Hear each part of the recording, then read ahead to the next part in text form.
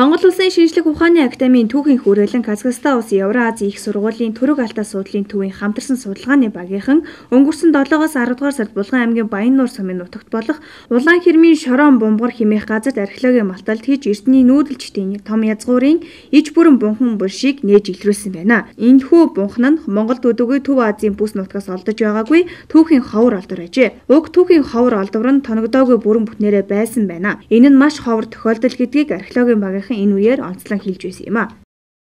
Тэгэд энэ маргааш нэг гэж байгаа үзэсгэлэнгийн гол үзмөрүүд нь бол түрүү хэлсэн Булган аймгийн Баяннуур сумын нутаг Улаан хэрмийн Шорон бумгар гэдэг газараас өнгөрсөн жил илрүүлж олсон Монгол Казахстаны хамтарсан судлаачдын маллахаар илэрсэн энэ дурсгалуудаар үзэсгэлэнэ гэж байгаа.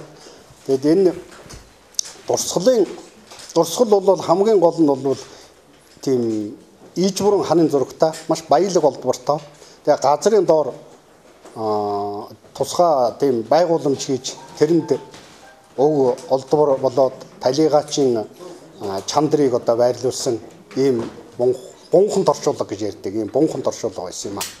Тэгэхээр энэний бунханы бүт цогоон байгууллага тэндээс гарсан олдворуудыг та бүхэнд өөрөөр хэлбэл маргааш нийтэд дийлгэж танилцуулах гэж байгаа юм. Нийтдээ эндээс бол 150 орчим алтан эдэл гарсан. 120-од шавар эдэл гарсан.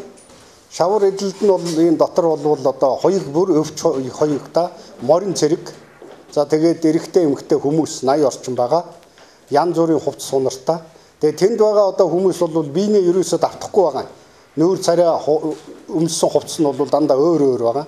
Тийм учраас бол тэр талигаачийн захиргаанд байсан юм уу тэрэнд үйлчилж шадар явсан хүмүүсийг бодит хүмүүсийг дөрчсөн байх гэж бид бодож байгаа.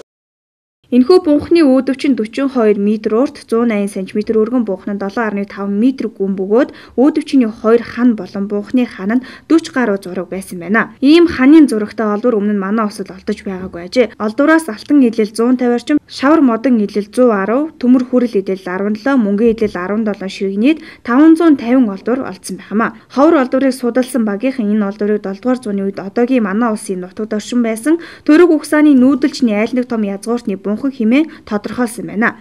Улмаар энэхүү түүхийн ховор олдворуудаар маргааш эртний нүүдэлчдийн урлагийн галерей нэртэйгээр үзэсгэлэн нээхэр болоод байна.